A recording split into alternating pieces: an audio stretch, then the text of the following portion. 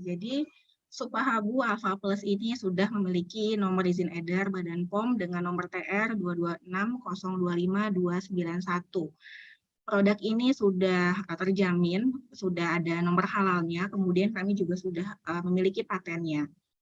Sebelum kita membahas mengenai produk, saya ada sedikit untuk dapat mengingatkan kembali apa itu obat herbal, kemudian produksinya seperti apa, prosesnya seperti apa. Jadi sumber daya alam di Indonesia ini sangat besar. Pada tahun 2015 sampai saat ini sudah banyak data yang mengemukakan bahwa mega biodiversity itu salah satunya terbesar di Indonesia.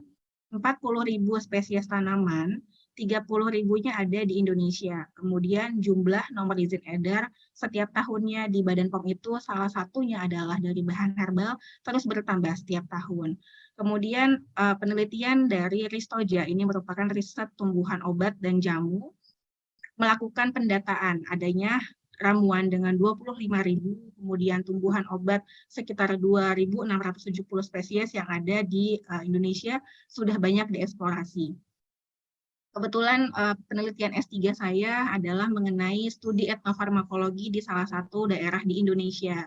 Nah, jadi pada saat di penelitian tersebut, kita mengeksplorasi apa saja sih bahan tanaman yang biasa dipakai secara empiris, kemudian kita kembangkan secara ilmiah, dan kita kembangkan kembali secara teknologi kefarmasian. Itu adalah jalan cerita mengapa bahan alam ini selalu menjadi potensi yang menarik untuk diteliti.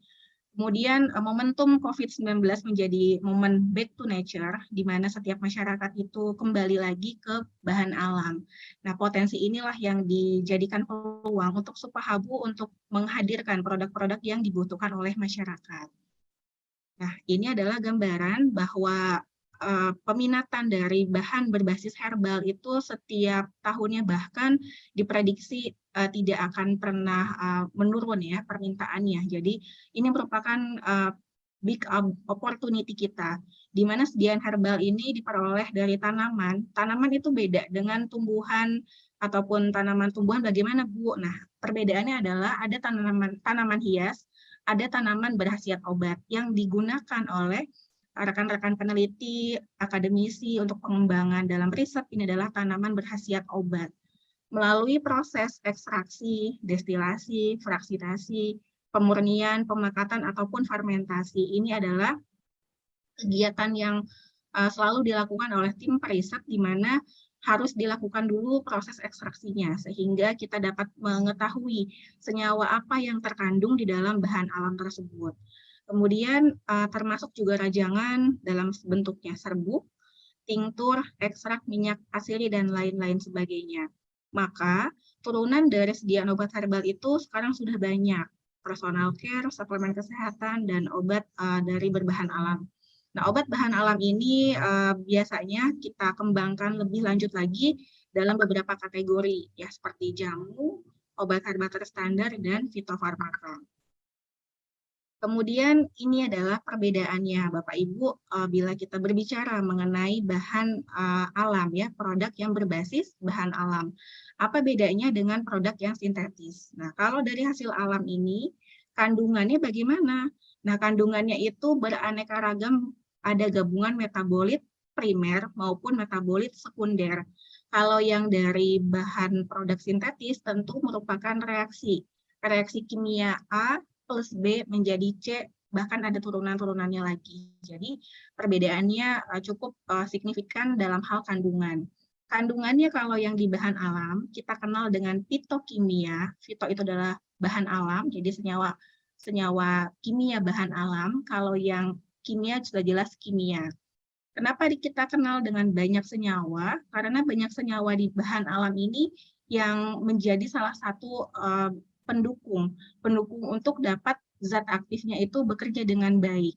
Berbeda dengan produk sintetis. Makanya kalau kita berobat dengan dokter gitu ya, antibiotiknya sendiri gitu, penurun panasnya sendiri, kemudian juga misalnya vitaminnya sendiri, kemudian antipiretika sendiri, dan seterusnya. Jadi ada beberapa senyawa yang memang di dalam kandungannya itu tidak ada di dalam satu sediaan yang lainnya.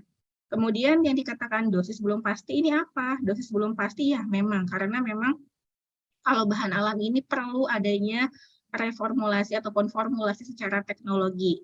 Jadi perlu adanya proses ekstraksi terlebih dahulu. Beda ya kalau misalnya kebetulan karena memang studi saya adalah bahan alam, kalau kita kenal misalnya di daerah A gitu ya, dapat informasi bahwa dengan mengkonsumsi 5 lembar daun kumis kucing menurunkan misalnya kencing manis dan seterusnya. Dosisnya belum pasti.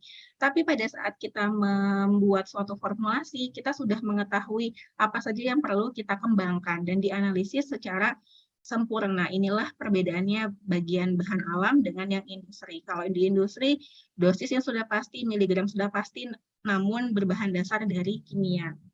Nah, untuk yang berikutnya, jadi kandungan kimia bahan alam ini, zat aktifnya itu sebagai penanda. Jadi misalnya, kalau kita kembangkan bahan alam, dari berbagai macam bahan alam, kita harus mengenal dulu zat aktifnya yang berperan sebagai pharmaceutical-nya apa. Sehingga spesifik dapat kita gunakan sebagai syarat untuk dapat kita lanjutkan kembali menjadi bahan obat. Sehingga pada saat kita kembangkan bahan alam tersebut, makanya sesuatu yang berbasis bahan alam itu sudah ada zat penyertanya. Misalnya, kita sudah tahu senyawa dari flavonoid ya, senyawa flavonoid misalnya Bapak Ibu sudah melihat bahan-bahan dari obat herbal, ada flavonoid. Kemudian flavonoid tersebut ternyata dapat berhasil sebagai antioksidan. Ternyata dia tidak berdiri sendiri. Ada senyawa-senyawa lain yang berperan juga untuk dapat menjadi senyawa penyerta, misalnya sebagai proteinnya, klorofilnya, dan seterusnya. Makanya pengembangan bahan alam ini sangat berpotensi besar untuk dapat dikembangkan menjadi salah satu alternatif pilihan kesehatan di dunia. Nah, jadi mengapa hal tersebut menjadi konsentrasi kita di peneliti gitu ya? Jadi kita memikirkan budidaya panennya bagaimana, pasca panennya seperti apa, teknologi apa yang cocok dengan formulasi teknologinya yang dikembangkan menjadi produk yang berkualitas.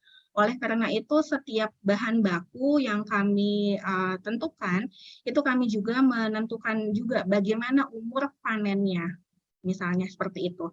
Kemudian pengolahan pasca panennya dan teknologinya ini disesuaikan dengan karakteristik dari bahan alam. Karena kalau bahan alam ini tentu dipengaruhi oleh beberapa faktor di lingkungannya gitu ya. Jadi kalau misalnya kita menentukan salah satu daerah menjadi sumber bahan alam kita, kita harus menjamin bahwa pada saat batch 1, 2, 3, dan seterusnya itu secara kontinu itu sama. Makanya penelitian bahan alam ini sangat menarik ya kalau pada saat Bapak Ibu mengetahui di balik layarnya timnya untuk produk ini ternyata serumit itu iya karena kami memastikan secara kontinu selalu sama kualitasnya.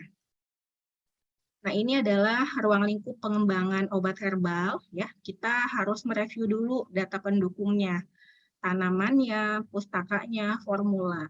Mengapa kita harus mereview data pendukung gitu ya? Kalau kita jalan-jalan gitu ya ke kebun alam kan saat ini kan sudah menjadi hal yang lumrah ya jalan-jalan ke alam healing gitu ya katanya gitu. Nah, tanaman satu dengan tanaman lain secara kasat mata sama, memiliki warna hijau. Tapi apakah tanaman tersebut memiliki khasiat yang sama? Tidak, spesiesnya pun berbeda. Maka setiap tanaman harus kita determinasi dahulu. Kita ketahui dulu spesiesnya apa, disesuaikan dengan kondisi yang ada kita lakukan, lalu kita kaitkan dengan pustaka terkait yang sudah dipublikasi oleh peneliti sebelumnya. Kemudian kita lakukan formulasi. Formulasi ini adalah kita mau bikin formula apa? Apakah sediaannya mau di kapsul, atau di cairan obat dalam, atau serbuk oral. Jadi disesuaikan dengan permintaan ya. Misalnya permintaan apa Bu? Permintaan pasar ataupun tren masa kini. Nah, pada saat sudah kita melihat review data pendukungnya ini apa, hal yang paling terpenting ini tidak dilakukan pada senyawa kimia. Jadi kalau di fitokimia yang tadi saya sampaikan, kalau dari bahan alam, itu wajib kita melakukan standarisasi. Standarisasi ini yang selalu dilakukan oleh para peneliti maupun formulator. Misalnya pada sediaan Alpha Plus ini ada kandungan temulawak, ada kandungan daun kelor, ada kandungan ekstra Canas striata. Jadi kita menstandarisasi dahulu simplisianya dan ekstraknya secara standar Farmakope Herbal Indonesia, sehingga pada saat kita ajukan ke Badan POM sudah diakui terstandar. Jadi tidak sembarang bahan baku yang dari alam kita ambil begitu saja lalu kita proses registrasi, tidak. Ini perbedaannya dengan chemical compound ya. Jadi kalau kita pakai bahan alam selalu ada proses standarisasi dahulu. Jadi berbeda misalnya kalau daun kelor dari daerah A kita standarisasi, kemudian daun kelor dari daerah B juga ada yang memiliki daun kelor, tapi kita standarkan sehingga pada saat pemasok itu mengambil dari semua daerah, misalnya dari berbagai macam daerah, kita punya standarnya terlebih dahulu. Sehingga bisa dilanjutkan dengan proses. Prosesnya diekstraksi menjadi sediaan obat herbal. Kemudian yang dilakukan oleh tim, selain memformulasi, tentu harus ada efikasi. Efikasi inilah yang kita lakukan uji preklinik. Nah, uji preklinik ini kalau kita lakukan bagaimana khasiatnya dan toksisitasnya. Setelah teruji secara uji preklinik, maka dilanjutkan dengan uji klinik. Maka dari itu, kalau kita sudah meyakinkan prosesnya ini sudah aman, kita siap dipasarkan di market. Maka dari itu, semua alurnya ini tidak boleh terputus. Jadi memang sesuai dengan step by step-nya ruang lingkup pengembangan obat herbal. Inilah yang dikembangkan oleh tim R&D-nya Supahabu, bahwa kita memang dari nol ya, dari pencarian bahan alam sampai market, dan post market surveillance pun kami lakukan.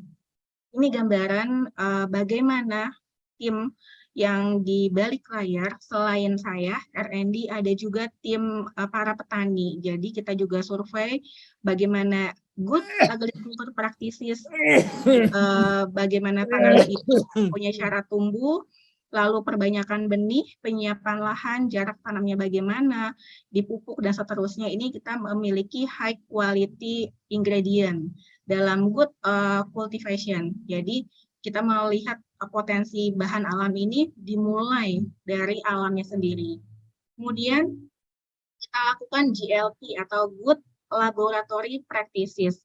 Nah, inilah bagiannya teman-teman di laboratorium melakukan Good Laboratory Practices. Di sini kita lakukan bagaimana menstandarisasi, mengekstraksi, mengambil senyawa aktif kimianya, lalu kimia bahan alam, lalu dikembangkan. Setelah selesai kita lakukan good laboratory practices, dilanjutkan dengan good clinical practices. Nah, ini makanya saya tidak bisa berdiri sendiri ya, saya harus duet dengan Dr. Oscar gitu ya, karena ini kepakarannya Dr. Oscar, di mana dari segi klinikal, dari segi kedokterannya seperti apa. Ya, jadi semua bidang ilmu itu tidak berdiri sendiri, tidak bisa. Jadi harus ada kolaborasi gitu ya. Jadi di sini nanti mungkin Bapak Ibu dapat menanyakan hal-hal terkait dengan klinis ke Dr. Oscar. Kemudian ada rekan-rekan juga di Good Manufacturing Practices, Good Distribution Practices. Ini rekan-rekan di pabrik ya. Rekan-rekan di pabrik yang bagaimana cara pembuatan pengemasan sesuai dengan standar cara pembuatan obat tradisional yang baik dan sudah tersertifikasi Badan POM. Nah, inilah gambaran garis besarnya kegiatan jadinya produk yang diterima oleh Bapak dan Ibu. Di balik layar ini tentu ada beberapa rekan-rekan yang turut serta mensukseskan bagaimana produk itu sesuai dengan standar yang ada ya. Nah, ini gambaran ya. Jadi takutnya kalau zaman sekarang ya kalau nggak ada gambar nggak valid gitu ya, no picture hoax gitu ya. Nah, inilah kegiatan saya dalam hal riset. Jadi saya mencari eksplorasi sampai naik gunung ya, ke Gunung Halimun, lalu turun gunung lagi ke pantai Sariringgung Lampung, ini di Teripang yang di Supahabu Beta. Ini tenang Bapak Ibu, budidaya sendiri gitu ya, saya sendiri yang ke sana. Kalau yang ikan gabusnya sama juga ya, ini karena fotonya terbatas, jadi waktu itu tidak saya sempat fotokan ya karena agak sore. Kemudian saya juga melakukan pengembangan riset di berbagai university, baik di Indonesia maupun di luar, di Rutgers University New Jersey, Amerika, lalu di Kuantan ya di Malaysia, dan ini kegiatan juga di Gunung Sari Pamijahan, di mana kita lakukan budidaya tanamannya. Artinya, tim Subbahabu ini memikirkan hulu hilirnya proses produk. Jadi dimulai dari hulu sampai hilir dipikirkan sedemikian rupa sehingga menjadikan produknya lebih baik lagi ya. Ini hanya gambaran saja. Nah, sehingga perkembangan obat berbasis bahan alam ini secara modern sekarang bukan hanya dari tunggal. Kalau zaman dulu ya, kalau misalnya zaman dulu itu kita ketahui bahwa sediaannya banyak yang tunggal, misalnya ekstrak jahe, temulawak, terus kunyit, kencur gitu ya, jadi yang empon-empon gitu ya. Sekarang sudah banyak sekali sediaan herbal itu yang digabungkan satu dengan yang lainnya, dengan bahan alam yang lainnya. Maka kita kenal dengan polyherbal. Jadi merupakan gabungan beberapa zat aktif dari bahan alam dalam satu sediaan dikarenakan konstituen fitokimia aktif dari masing-masing tanaman tidak cukup mencapai efek terapeutik yang diinginkan. Mengapa? Saya mundurkan kembali ke sini ya.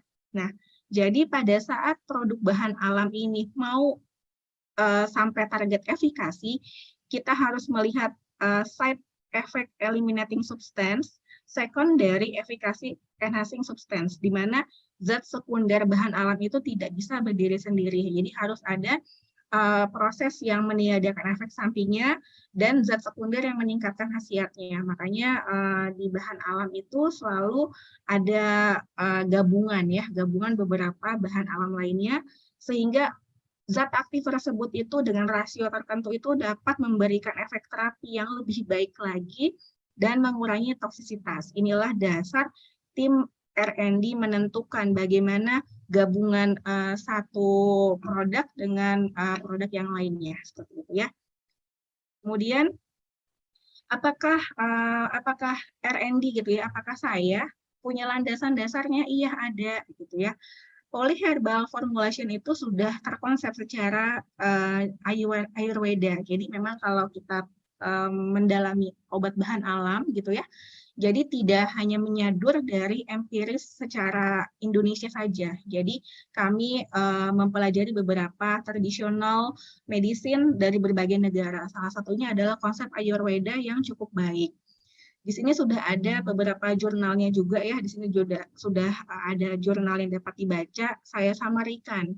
Jadi Ayurveda itu adalah salah satu konsep pengobatan dari India dengan memfilosofikan beberapa pencegahan penyakit dengan menggunakan bahan-bahan unsur alam.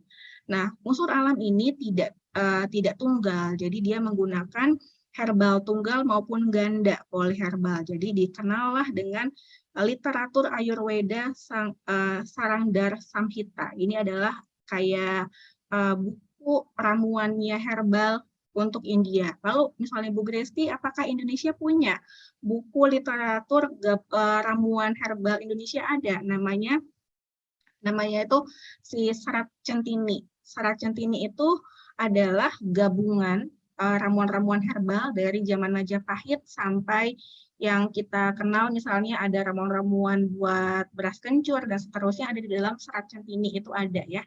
Jadi kalau misalnya kita merujuk terhadap beberapa literatur itu diperbolehkan dan diperkenankan karena sudah terbukti secara empiris ya. Nah, sekarang sudah banyak perkembangan di mana kebutuhan albumin ya selain halnya yang ada di Ayurveda, ternyata salah satu yang paling dibutuhkan adalah dari albumin bahan alam. Terangkum di dalam Journal of the American College of Nutrition. Di sini saya rangkumkan kembali untuk Bapak dan Ibu semuanya bahwa albumin itu di dalam tubuh dapat menjaga cairan tubuh kita tetap seimbang, sehingga mampu menjaga keseimbangan tubuh dan menjaga tubuh agar tetap lebih baik lagi. Nah, pada saat kita mengembangkan cairan dalam tubuh ini, mengapa harus terus seimbang? Karena memang osmotik dalam cairan tubuh kita itu selama kita hidup itu harus balance.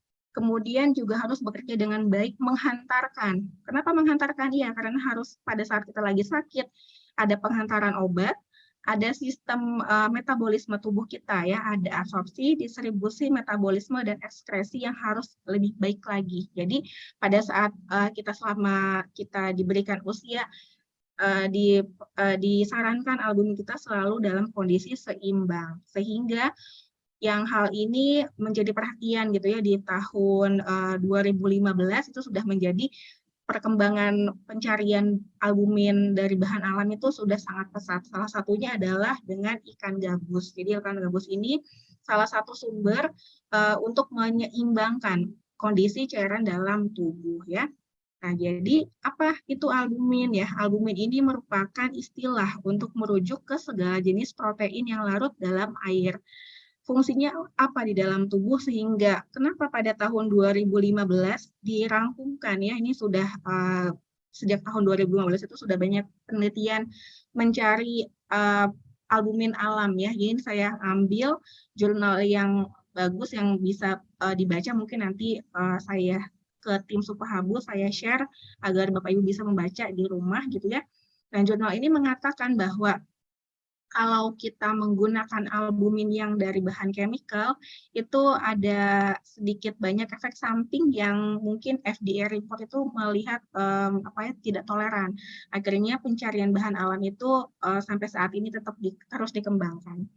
Nah, si albumin ini berperan mempertahankan tekanan onkotik plasma, mengangkut dan mengikat ya, seperti halnya transporter. Jadi dia penghantar pembawa molekul metabolit dan obat, lalu sebagai antiinflamasi, mempertahankan keseimbangan tubuh, antioksidan, kemudian juga antikoagulan, dan menghambat agregasi trombosit. Nah, kalau kita perhatikan setiap kategori memiliki kebutuhan albumin secara normalnya masing-masing, baik itu dari dewasa, anak-anak, bayi, dan neonatus. Terangkum di dalam jurnal yang saya ambil tadi, mengatakan bahwa sumber albumin yang paling potensial itu berasal dari ikan gabus, yang paling besar ya, jadi sebesar 6,224 gram per 100 gram, setara dengan 7 butir telur gitu ya. Jadi ini adalah dasarnya penelitian ikan gabus itu dieksplorasi sampai saat ini gitu ya, dari rilisan yang ada di jurnal tersebut juga. Nah, sehingga kita perhatikan baik-baik kenapa ya ikan gabus ini selalu menjadi salah satu topik riset yang masih hangat diperbincangkan, dan di kalangan kami peneliti dan para akademisi masih meneliti terus spesies Canas seriata ini. Pada saat diteliti, banyak kandungan nutrisinya, mulai dari kandungan CU, Fe, Ca, Zn, dan total protein yang tinggi, gitu ya. Nah, kalau kita merujuk terhadap persyaratan Badan POM ada dua kategori untuk kadar protein, Bapak Ibu. Jadi kalau misalnya untuk wound healing, misalnya menghilangkan luka dan misalnya meringankan luka, kadar proteinnya 70%, minimal 70%. Itu yang ada di peraturan Badan POM. Dan untuk memelihara daya tahan tubuh minimal 10%. Jadi ada dua ya, kalau yang untuk menjaga daya tahan tubuh itu misalnya minimal 10%, kalau misalnya untuk luka itu minimal 70%. Tapi kalau di Canas seriata ini itu keduanya. Jadi keduanya masuk. Minimal 10%-nya masuk, minimal 70%-nya juga masuk, gitu ya. Jadi jadi tidak perlu diragukan lagi bahwa kadar proteinnya cukup tinggi. Kalau ditanya berapa, Bu? Kurang lebih sekitar 90%. Jadi kurang lebihnya itu tepatnya itu memang ada dari hasil laboratorium gitu ya. Nah, kemudian dari kandungan itu lagi ada kandungan berbagai macam asam amino yang esensial maupun non esensial di sini ya. Jadi di dalamnya itu banyak sekali ragam asam-asam amino yang dibutuhkan oleh tubuh. Ini adalah gambaran dari hasil riset yang sudah dikembangkan. Nah, ini adalah beberapa manfaat dari ikan gabus ya. Jadi ikan gabus itu dapat mengatasi berbagai macam penyakit karena memang potensinya yang tadi dia memiliki nutrisi yang sangat potensial. Salah satunya yang kita garis bawahi yang tadi, Badan POM sendiri mempersyaratkan kalau misalnya kita mau klaim mempertahankan daya tahan tubuh minimal 10%, untuk luka minimal 70%, sedangkan Canas Riata yang kita sudah ekstraksi itu sudah 90% ya, jadi masuk keduanya. Nah, dari nutrition fact tersebut, maka kita melihat gitu ya morfologinya si Canas Riata ini tidak boleh sembarang. Jadi kalau misalnya kita Bu Gresti, Canas Riata apa yang dipakai oleh Alpha dan Alpha Plus? Nah, kita pakainya yang spesiesnya Canas Riata. Yang spesiesnya gitu ya, kan ada cana yang lain ya, tapi yang kita pakai adalah Canas Riata. Inilah yang kita gunakan dan kita eksplorasi mulai dari awal sampai dijadikannya produk. Akhirnya ada beberapa rangkuman dari berbagai macam peneliti yang mengatakan bahwa fungsi dan dari hasilnya itu menghasilkan hasil yang cukup baik. Fungsi mempertahankan tekanan osmotik plasma, kita lihat dari hasil riset dengan nilai albumin terhadap 75% tekanan onkotik plasma ini dapat mempertahankan volume cairan dari ruangan vaskuler. Penelitinya adalah Jurejori pada tahun 2005. Kemudian mengikat dan mengangkut beberapa zat hormon, albumin ini ternyata dapat menghantarkan dan dapat mempengaruhi proses farmakokinetik dan distribusi di dalam darah, gitu ya. Kemudian menjaga keseimbangan asam basa, albumin sendiri memiliki komposisi yang melimpah, jadi nilainya itu mendekati 7,4 karena ini adalah yang stabil di dalam buffer darah. Maka dari itu untuk albumin yang dari alam ini sangat potensi sekali. Lalu sebagai antioksidan yang kuat dengan nilai AC50, nilai penghambatannya yang sudah kami riset itu adalah potensinya sangat kuat sebagai antioksidan. Kemudian antikoagulan memiliki aksi serupa dengan heparin dalam menghambat agregasi platelet. Kemudian antiinflamasi berdasarkan gugus tiol. Gugus tiol ini adalah gugus yang ada di dalam proteinnya, jadi dapat merubah regulasi pada sel inflamasi sehingga dapat memodulasi interaksi sel. Lalu penyembuhan luka yang tadi ya, standarnya Badan POM saja, kalau untuk kita klaim sebagai penyembuhan luka minimal 70%, kita sudah lebih dari 70%, maka aman gitu ya. Kemudian hipoalbuminemia, jadi di saat rendah albumin, kondisinya itu dapat diberikan, lalu dapat mempercepat recovery pasien TBC dan recovery pasien HIV. Ini juga sangat penting karena kaya akan asam amino esensial dan non-esensial dan protein yang tinggi. Lalu malnutrisi pada ibu hamil dan anak, dan anti diabetes. Ini juga sudah banyak sekali yang melakukan risetnya.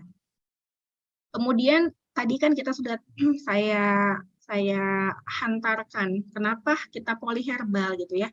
Selain Canas Riata ada kandungan dari temulawak. Nah, temulawak sendiri punya kandungan santorizol. Santorizol itu adalah markernya, senyawa penanda, senyawa aktif yang ada di dalam tanaman itu sendiri. Jadi misalnya di sini kita lihat salah satu literatur. Kalau di sini saya pakai ini ya, coretan ya. Nah, Bapak Ibu jika nanti dari teman-teman tim produk Supahabu dikirimkan jurnal yang tulisannya review di sini ya. Kalau yang dikatakan review artinya jurnal ini mereview lebih dari 50, bahkan ada yang sampai 100 jurnal dijadikan satu bacaan gitu ya. Jadi ini jurnal rangkuman. Jadi si penelitinya ini tidak melakukan riset ya, namun dia merangkum, mensamarikan seluruh hasil yang mereview mengenai farmakological dari aktivitas santorizol gitu ya. Jadi kalau yang dikatakan review ini sudah mewakili satu jurnal aja, Bapak sebetulnya Bapak Ibu sudah membaca berbagai jurnal menjadi satu. Tapi kalau misalnya nanti di lapangan mendapatkan tanpa tulisan review di sininya ya, tanpa review gitu ya, tanpa ada tulisan ini, berarti ini satu jurnal melakukan risetnya. Jadi Fang ini melakukan riset mengenai santorizol. Perbedaannya itu ya, kalau nanti di lapangan gitu ya, tim Supahabu produk gitu ya mengirimkan jurnal gitu ya. Oh, ingat, oh ya kata Bu Gracie, kalau review berarti saya cukup satu ini dibaca, berarti bisa mewakili bawahnya karena sudah ada summary-nya di bawah itu, sudah ada mensamarikan berbagai macam jurnal. Tapi kalau tanpa review berarti Ibu harus membaca 1, 2, 3 jurnal. Dan ini Bu bisa nggak disiapkan semua jurnal review gitu ya. Ini tidak semua jurnal bisa ada reviewnya, jadi tergantung dari penelitinya. Jadi nggak semua ada gitu ya yang ada reviewnya. Jadi kita mencari yang review ini sangat langka gitu ya. Ini aja di tahun 2015 ya. Jadi di sini sudah direview oleh Mr. Seok Fang dari berbagai macam literatur, artinya sudah sahih valid ya manfaatnya dari santorizolnya ini sebagai anti kanker, mengobati infeksi, antiinflamasi, mengobati hiperglikemi, antiplatelet, antioksidan, nefroprotektif, dan hepatoprotektif. Inilah khasiat dari temulawak ya. Nah, ini adalah gambaran kami selaku tim riset ataupun R&D itu menyesuaikan dengan standar Farmakope Herbal Indonesia. Izin saya stop share dulu, saya share yang lain ya. Ada ini. Sebentar ya. Nah, jadi kalau tim periset bahan alam itu selalu lihat dari Farmakope Herbal Indonesia. Jadi bukunya cukup tebal ya, sekitar 561 halaman. Depannya warna hijau. Sebentar saya ini dulu ya, kayak gini. Ya, cover dulu. Nah, covernya seperti ini gitu ya. Jadi kita nggak main-main gitu dalam hal menstandarisasi. Sekarang kita lihat yang temulawak. Nah, temulawak udah banyak nih. Nah, jadi pada saat rimpang temulawaknya ini kita juga menstandarisasikan sesuai dengan standar dari Farmakope Herbal Indonesia, di mana kita melihat dari standar kurkuminnya misalnya 2,3% dan seterusnya. Jadi ini sudah disesuaikan. Selain rimpangnya, kita juga menstandarisasi ekstraknya. Nah, ini ekstraknya. Jadi ekstraknya sesuai dengan standar. Saya balikin lagi ya ke sini. Selain tadi temulawak kan ada daun kelor, sudah siapkan juga. Daun kelor pun sesuai dengan standar yang berlaku ya. Jadi harus dengan kandungan quercetin dan seterusnya. Oke ya. Saya balikin lagi ke PowerPoint. Nah, jadi itulah ya gambaran bahwa kalau kita melihat dari bahan alam, kita menstandarisasi terlebih dahulu bahan alamnya gitu ya. Ya.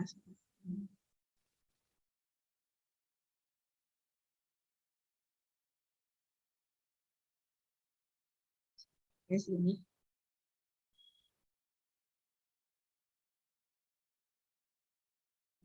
Jadi ini gambaran balik layarnya kami bahwa kita menstandarisasinya sampai melihat dari makro dan mikro. Nah, secara mikroskopik, secara makroskopik, dan secara nilai kuantitatif dan kualitatif yang ada, gitu ya. Nah, sekarang kita masuk salah satunya lagi adalah Moringa oleifera ataupun daun kelor. Daun kelor ini kalau di peneliti gitu ya, di akademisi, kalau kita sudah meneliti daun kelor itu sudah banyak sekali gitu ya yang meneliti. Jadi merupakan miracle of tree. Jadi dia salah satu potensinya yang besar karena memiliki gugus flavonoid yang dapat berkhasiat sebagai antioksidan, antiinflamasi, dan seterusnya. Ini gambaran bahwa dari pohon Moringa oleifera ataupun daun kelor banyak sekali khasiatnya, bukan hanya dari daunnya. Nah, yang kita gunakan adalah daun kelornya, karena kalau kita manfaatkan bijinya maupun misalnya bagian terluar dari kulitnya, itu membutuhkan waktu dalam hal panen cukup lama. Maka kami menyimpulkan yang paling mudah kita kembangkan dari bagian daunnya. Nah, sekarang kita lihat bagaimana penyembuhan luka terjadi.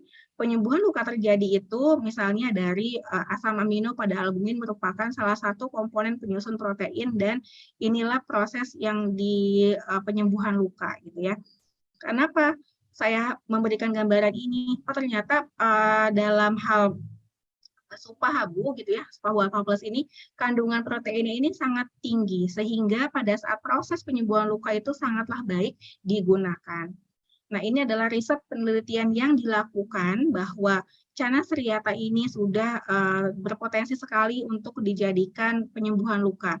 Sini sudah ada gambaran ya, luka yang terbuka sampai dia tertutup kembali pada hari ke-15. Ini adalah salah satu proses penyembuhan luka post-surgery dan postpartum setelah adanya penambahan albumin secara oral gitu ya. Kemudian pemberian suplemen zinc ini juga ada dalam kandungan Cana seriata, dapat diberikan secara suplemen mempercepat penyembuhan luka pada ibu postpartum. Jadi misalnya sini sudah lihat ya. Kemudian hipoalbuminemia. Di sini hemodialisis merupakan terapi cuci dari darah dalam tubuh. Pada proses hemodialisis ini darah dialirkan ke dalam dari luar ke dalam tubuh lagi melalui dializer. Kemudian cairan proteinnya itu kurang lebih biasanya banyak yang terbuang. Jadi efek sampingnya itu adalah pendarahan, gangguan pencernaan, mual muntah, sehingga penggunaan albumin ini direkomendasikan. Untuk apa? Untuk menggantikan albumin tubuh yang hilang ketika ada proses dialisis terjadi. Pada saat proses cuci darah terjadi itu, kemungkinan mulai dari cairan, protein, albumin itu lisis dibawa oleh proses hemodialisis ini. Maka dari itu, penambahan albumin ini direkomendasikan. Nah, ini adalah beberapa contoh rekomendasi yang sudah dijurnalkan, artinya sudah valid. Yang namanya jurnalkan artinya sudah disiarkan. Bagaimana riset itu menjadi pendukung bukti otentik ya. Di Rumah Sakit Umum Dr. Saiful Anwar di Malang, di sini mengatakan bahwa kadar serum albumin ini membantu meningkatkan potensi dalam hal penyembuhan yang terjadi pada pasien-pasien dengan intradialisis. Kemudian peran asupan zat gizi pada makronutrien ibu hamil, ini juga sudah ada jurnalnya, bahwa asupan nutrisi yang ada di dalam tubuh bayi dan ibu hamil itu terbantu dengan konsumsi dari Cana seriata.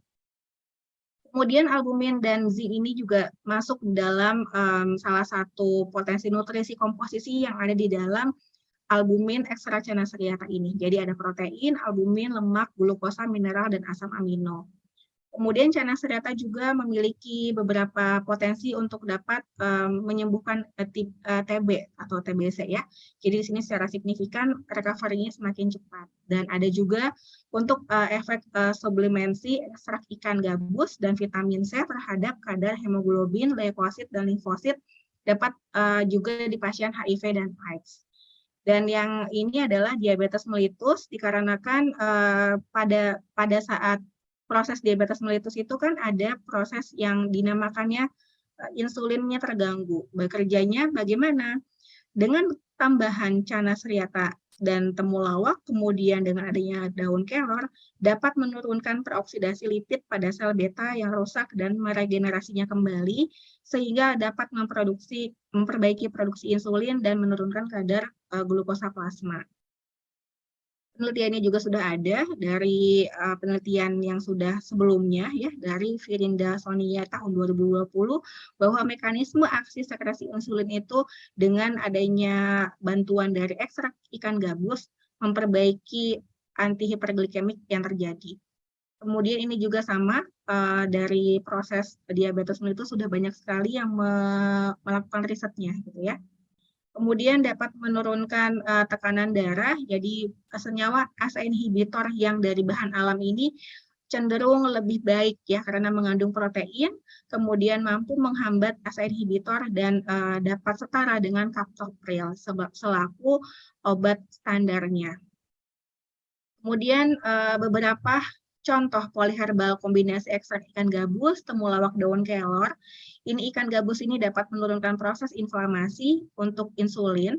Kemudian temulawak memiliki kandungan kurkumina yang tinggi sehingga dapat dijadikan pereda nyeri, menurunkan lemak darah, dan sebagai antioksidan yang tinggi. Kemudian daun kelor sendiri juga memiliki berbagai macam keunggulan karena memiliki 4 komponen zat aktif, salah satunya adalah flavonoid, yang sinensetin, kanferol, yang dapat menghambat energi pada target virus. Kemudian untuk pasien gagal ginjal, ini albumin oral ini sangat berfungsi sekali, baik, karena dapat membawa obat yang baik membantu tekanan onkotiknya, lalu sebagai daun kelornya menghambat aktivitas proteolitik, gitu ya. Kemudian ada temulawak sebagai antiinflamasi.